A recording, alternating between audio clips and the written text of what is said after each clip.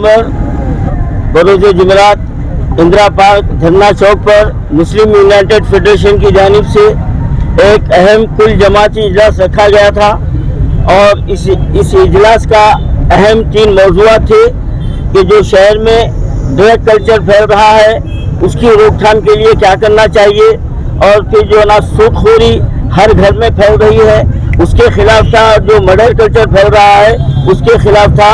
तो आज अल्हम्दुलिल्लाह हमारे मुस्लिम यूनाइटेड फेडरेशन के इस मंच पर बिला लिहाज मजहब व मिल्लत हर कौम व मिल्लत के लोग यहाँ पर मौजूद हैं और हर जमात के लोग यहाँ पर मौजूद हैं। तो यहाँ पर ये पैगाम मिलता है कि ये लानत से बचने के लिए, इस लानत से लड़ाई लड़ने के लिए हम लोग सब साथ हैं, हम लोग सब साथ हैं और हम सब मिलकर ये लड़ाई लड़ेंगे।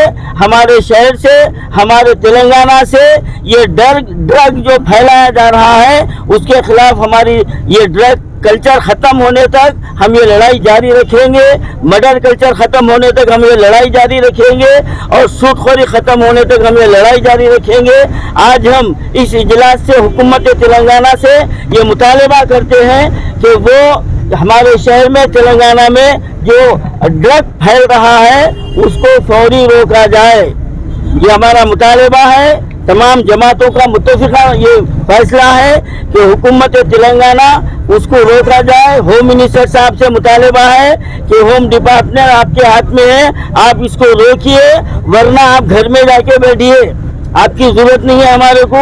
9 साल से आपको देख लिए, आप कुछ करने वाले नहीं हैं। लेकिन अब ये बीआरएस सरकार के लिए ये आखिरी मौका है और अब इलेक्शन भी करीब है, हम इसका पीछा छोड़ने वाले नहीं हैं। और मैं तमाम शहरियों से ये अपील करता हूँ कि अपने अपने महलों में भी अपने तरफ से आप इसकी रोकथाम के लिए कुछ इक़दाम कीजिए, समझाइए, काउंसलिंग कीजिए, माँ बाप से मिलिए और नज़र रखिए कि ये जो ना ड्रग फैल रहा कैसा, उसको जो ना कानून को चला दीजिए, पुलिस को चला दीजिए। अगर फिर भी नहीं हो रहा तो हम लोग सब हैं, इंशाल्लाह हम लोग सब हैं।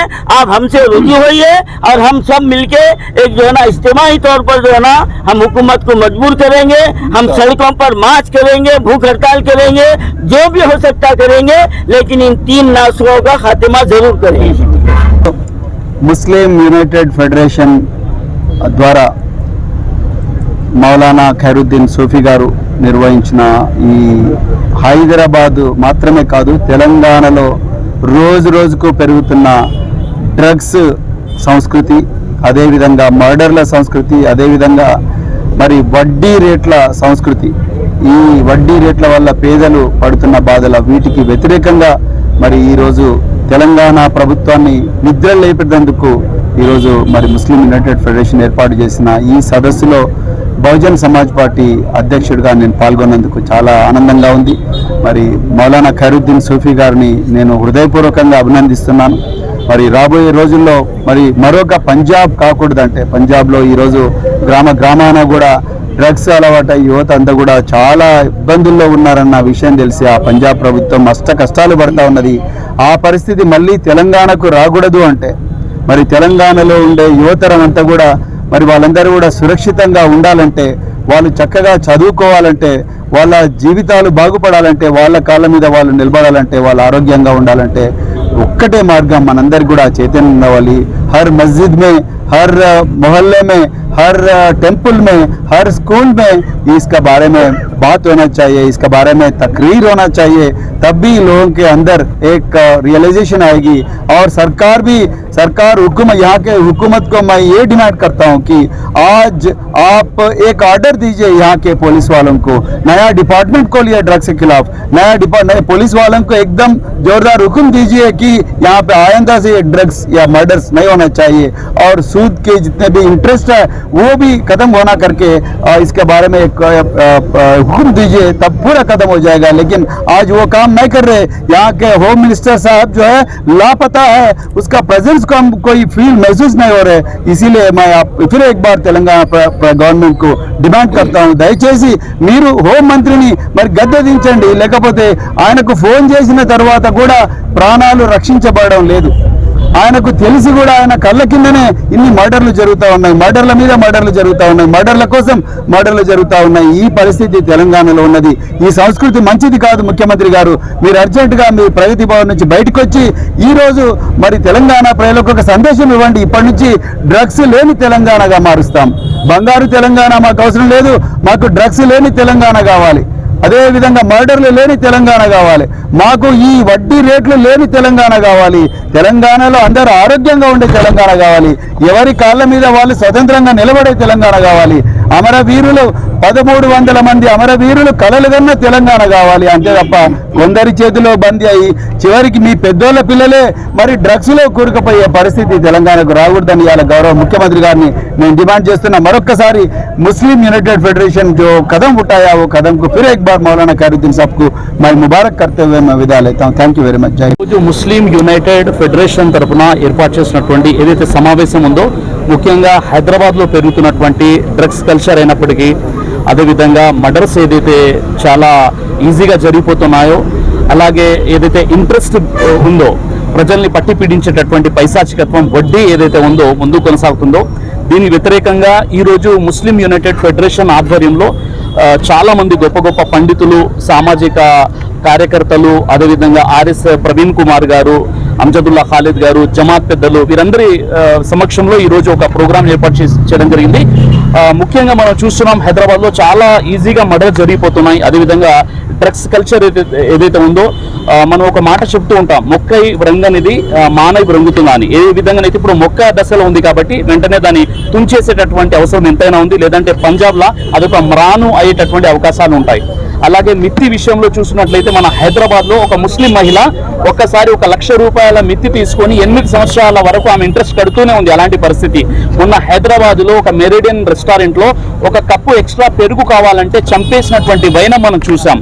అలాగే రోజు కూడా ఏదో ఒక చోట ఓల్డ్ సిటీలో ముఖ్యంగా మర్డర్స్ అనేవి జరుగుతున్నాయి. దీనికి సంబంధించి గవర్నమెంట్ వెంటనే చొరవ తీసుకొని పోలీస్ డిపార్ట్మెంట్కి స్పెషల్ ఆర్డర్స్ ఇవ్వాలి. అదేవిధంగా ఒక జీవో పాస్ చేసినట్లయితే వెంటనే ఈ మొక్క దశలో ఉన్నటువంటి ఈ రుగ్మతల్ని వెంటనే దీన్ని రూపుమాపవచ్చు. అలా కాకుండా ఇది పెద్ద వృక్షంగా అయినట్లయితే మన యొక్క తెలంగాణ పూర్తిగా నాశనం అవుతుంది. దీనికి సంబంధించి గవర్నమెంట్ వెంటనే చొరవ తీసుకోవాలని ఆశిస్తున్నాము. జై హింద్. मसाइल की तरफ हुकूमत की तवज्जो मबजूल कराना था. एक बढ़ते हुए कत्ल और गारतगिरी का जो मामला है वो नौजवानों तक फैल चुका है और दूसरा ड्रग्स और मुंशियात की आदत जो है वो इस कल्चर का एक हिस्सा बन चुकी है. और तीसरी और आखिरी बात ये थी कि सूदी लेन देन और कारोबार के नतीजे में कई ख़ानदान और घराने जो है बर्बाद हो रहे हैं. मुश्तरका तौर पर तमाम ही जमातें जो सियासी समाजी मजहबी एतबार से थी उन्होंने अपने एतबार से बुलंद होकर इस काज के लिए इत्तेहाद का दर्ज दिया है. और मौलाना खैरुद्दीन साहब जिन्होंने इस इजलास के सिलसिले में रहनुमाई की है और परवीन साहब ने भी और दिगर लोगों ने भी, तो वो आज एक कामयाब प्रोग्राम जो है अपने अख्ताम को पहुंचा.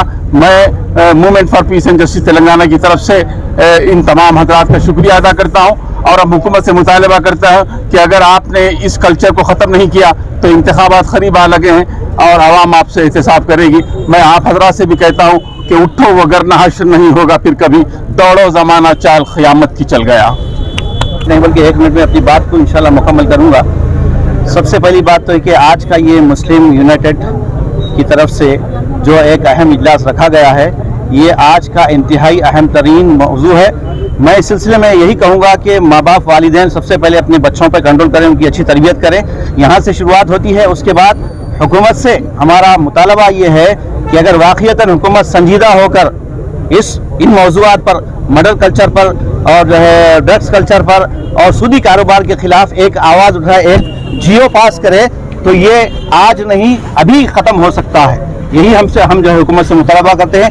अगर नहीं ऐसा हुआ तो फिर ऐसे वाक़यात होते रहेंगे और समाज और माशरे को हम बचा नहीं पाएंगे. मेरी तमाम हजरात से तमाम से यही गुजारिश है कि अपने माहौल को, अपने बच्चों को कंट्रोल में करें, उनकी अच्छी तरबियत करें और हुकूमत इस मौजू पर संजीदगी के साथ एक्शन ले ताकि जो है माशरा, समाज और हमारा ये हैदराबाद गंगा जमनी तहजीब फिर से जो है एक अमन का गहवारा बने और यहाँ से बुराइयाँ और ड्रग्स कल्चर, मर्डर कल्चर और सूदी निज़ाम का खात्मा हो. अस्सलाम वालेकुम रहमतुल्लाहि व बरकातहू. हुकूमत में है उसके बावजूद भी आए हैं तो मैं इनके जज्बे को सलाम करता हूँ.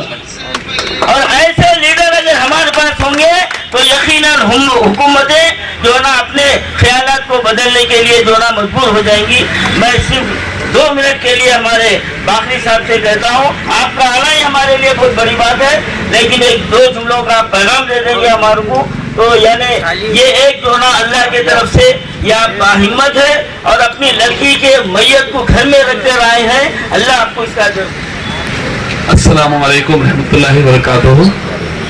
साथियों, आज मैं जिस विषय के वास्ते जिस काम के लिए यहाँ पर हम मौजूद हुए हैं वो एक ऐसी चीज है जिसके लिए एक अहम तरीन तौर पे बिना लिहाज और मजहब और मिलत, बिना किसी पॉलिटिकल पार्टी की ताल्लुक रखे कि हम लोग एकजुट होकर अगर इस लड़ाई को लड़े तभी इसका खात्मा होगा। बुराई से लड़ना भी सवाब का काम है और इसके लिए मेरे घर मैयत है, मगर मैं ऐसे हजारों लोग, जैसे अभी मेरे अमजद भाई बता रहे थे, साहब जैसा बता रहे थे, प्रवीण कुमार साहब जैसे बता रहे थे, लड़ाई मिलकर लड़ना होगा। और ये लड़ाई जब तक कि हम ड्रग्स की लानत से, मर्डर की लानत से इस स्टेट को, इस मुल्क को आजाद नहीं करते, ये भी एक आजादी की लड़ाई की तरह ये लड़ाई है। आजादी की लड़ाई में मौलाना अबुल कलाम आजाद भी अपने घर मैयत रख के आते थे और मैं आया हूं तो कोई गुनाह नहीं, कोई बात नहीं है, आना चाहिए, तभी जाकर कुछ हो सकता है, इस देश का, इस मुल्क का भला हो सकता है। मैं प्रवीण कुमार साहब का और तमाम साथियों का फिर से एक मरतबा शुक्रिया अदा करता हूं, क्योंकि ये मामला ऐसा है कि अगर एक शख्स भी अगर ड्रग्स से बचता है तो अल्लाह हमसे खुश हो जाएगा, हमारा भगवान खुश हो जाएगा। अगर एक भी ड्रग्स को हम बचा ले सकते तो हम उसके सामने सुखुर हो जाएंगे। लड़ाई लड़ेंगे और जीतेंगे के हिसाब से आपको चाहिए कि आवाज देना चाहिए कि ड्रग्स के खिलाफ लड़ेंगे, वो तो आप कहिए जीतेंगे, लड़ेंगे लड़ेंगे। शुक्रिया। ऊपर आ जाओ। Yes yes yes yes yes.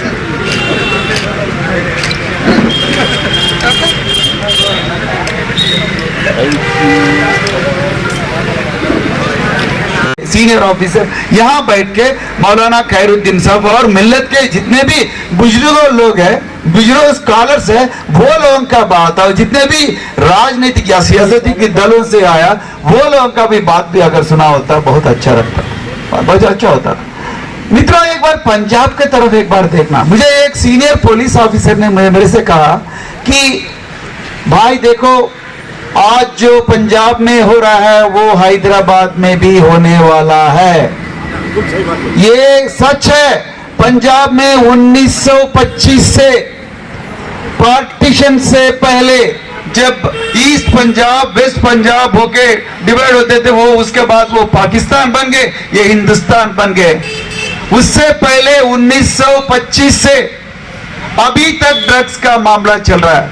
उससे पहले ओपियम मिलते थे, उसके बाद गांजा, उसके बाद चरस, अभी सिंथेटिक ड्रग्स हो गए। जैसा आप डोलो 650 लेते हैं, जैसा पैरास्टामॉल लेता है, कोडेक्स सिरप लेते हैं और फार्मेसी शॉप में जाके या मेडिकल शॉप में, दवाइयों का शॉप में जाके लेते हैं, ऐसा पंजाब में हर मेडिकल शॉप पे सिंथेटिक्स ड्रग्स मिलने का मामला आज चल रहा है। मित्रों, मेरे 4 बैचमेट्स आईपीएस ऑफिसर्स पंजाब में ये ड्रग्स के खिलाफ जंग लड़ने में बहुत बिजी है, अभी भी नाकामयाब हुए हैं, वो अभी भी कामयाब नहीं हुए।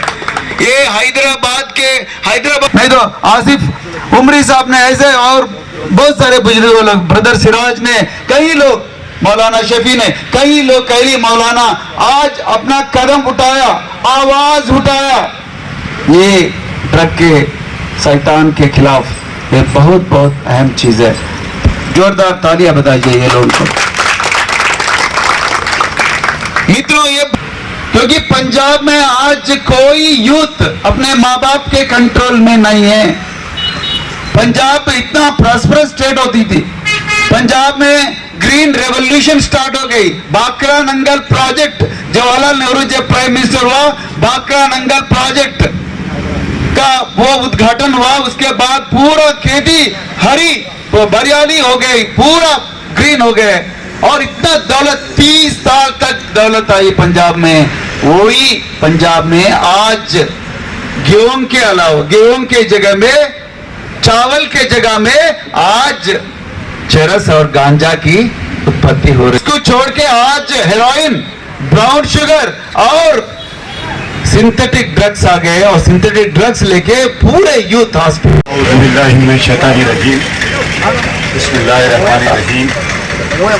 स्टेज पे तशरीफ फरमा मुस्लिम यूनाइटेड फ्रंट के मुस्लिम यूनाइटेड फ्रंट के बानी और सरपरस्त और स्टेज पे तशरीफ फरमा तमाम जमातों के जिम्मेदार, ख़ास तौर पर आज की महफिल में हमारे जो मेहमान खुसूसी हैं डॉक्टर RS परवीन साहब। मैं तो आज हमारे डॉक्टर RS परवीन कुमार साहब को सुनने के लिए आया हूँ, तो मैं 2 मिनट आपसे बात करूँगा। और अब तक जो बातें हुई ये सब जो है कुरान में क्या है, इस्लाम में क्या है, दुनियावी एतबार से बात हुई। मैं जो बात करूँगा कि मर्डर के बाद की बात करूँगा, तो इसको कंट्रोल कैसा करना चाहिए। आप देखिए आज का जो इशू है ड्रग्स, मर्डर और इंटरेस्ट, ये सबसे ज़्यादा, क्योंकि हम डेली देखते हैं ये मुस्लिम्स में ज़्यादा हो गया है। आप पहले मैं ड्रग्स की बात करूँगा कि ड्रग्स कल्चर पहले इतना नहीं था हमारे कहने हैदराबाद में। छोटा मोटा कोई शराब पी लेते थे या कोई शराब पी के आपस में लड़ लेते थे मोहल्ले में, पुलिस वाले ले जाकर उनकी काउंसलिंग करते थे उनको जो है। लेकिन आज ये जब से नॉर्थ इंडिया का जो लेबर आया यहाँ पर, बिहार, वेस्ट बंगाल, उत्तर प्रदेश, ये होटल इंडस्ट्री में, ये कंस्ट्रक्शन लाइन में ये लेबर आने की वजह से जो हुआ कि हमारे पास ड्रग कल्चर आया। क्योंकि मैं बहुत ज़मीनी बात बोल रहा हूँ, तो ये ड्रग कल्चर आया। अब ये ड्रग्स जो तेलंगाना में ज़्यादातर आते हैं ये नांदेड़ की रूट से आते हैं, नांदेड़ से, निज़ामाबाद से ये आते हैं।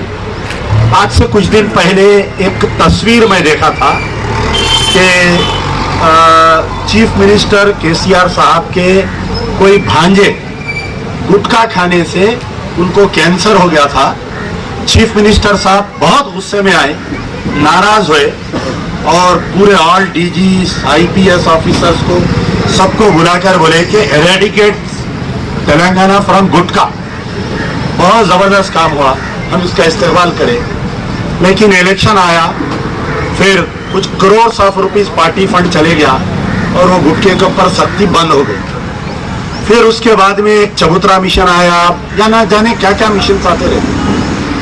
तो ये ड्रग्स के मामले में जो है, अगर चीफ मिनिस्टर या वक्त के हुक्मरान या कमिश्नर ऑफ पुलिस या director general of police serious है, 24 घंटे में आज के बाद में तेलंगाना में कहीं ड्रग्स नहीं मिलेंगे। उनकी नीयत नहीं है, उनकी नीति नहीं है। पार्टीज को फंड्स जा रहे हैं, हर पार्टी को फंड्स जा रहे हैं इसके अंदर, पहली चीज। अब मर्डर्स का कल्चर आया, कहीं ना कहीं मर्डर्स का कल्चर आप देखें तो मालूम होगा पिछले 5 साल में जो एक मर्डर हुआ था उसके कनेक्टिंग में पूरे मर्डर्स हो रहे हैं। जैसा ईदी बाजार में एक रजा नामी शूटर का मर्डर हुआ, उसका मर्डर करे सो वाले के दूसरे जने मर्डर किए, उसका मर्डर करे सो वाले तीसरे जने मर्डर किए।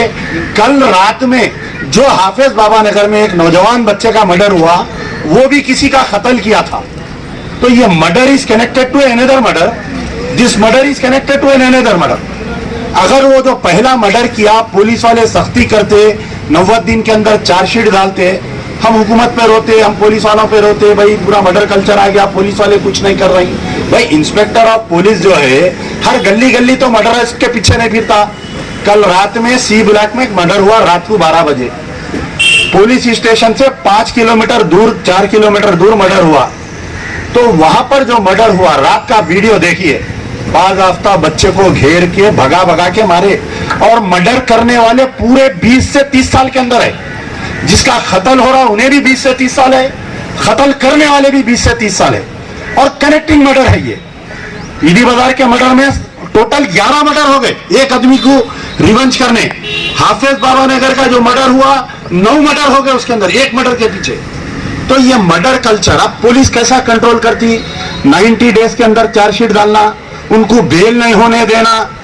जो मर्डर्स कर रहे हैं, ये आज जितने लीडर हैं पूरे बैठे हुए हैं, वकला बिरादरी से मिलिए, खातिल को डिफेंड नहीं करना, खातिल को बेल नहीं करवाना, उनकी भी जिम्मेदारी है ना साहब, वकला बिरादरी की भी।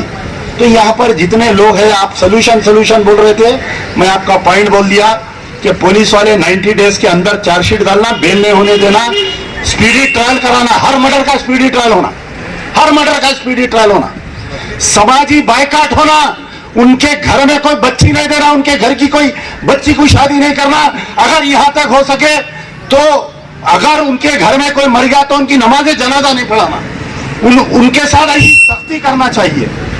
जब तक कौम के रहनुमा ये सख्ती नहीं करेंगे, ये मर्डर कल्चर रुकने वाला नहीं है, ड्रग्स कल्चर रुकने वाला नहीं है।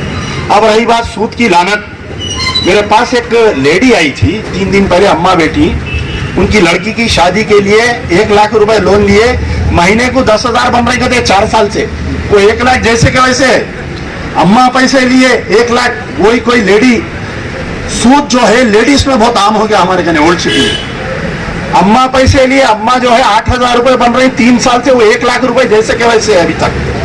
कोई पुलिस स्टेशन में अगर आप गए तो वहां पर कंप्लेंट नहीं लेते सूदखारों के खिलाफ में, ये हकीकत है। तो ये सूदखारों को भी हमको कंट्रोल करना चाहिए।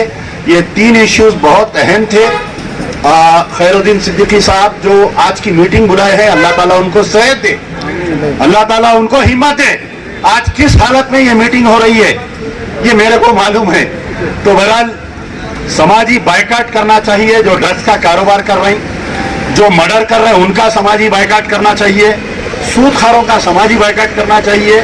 तमाम उलमा मशाइखिन दूसरे मजहबों के भी, दूसरे मजहब के भी जो जिम्मेदार है सब मिलकर बैठना चाहिए, वकला बिरादरी से बात करना चाहिए कि कोई कातिल को डिफेंड नहीं करेगा, अगर कोई मर्डरिस्ट है तो उसको डिफेंड नहीं करना चाहिए।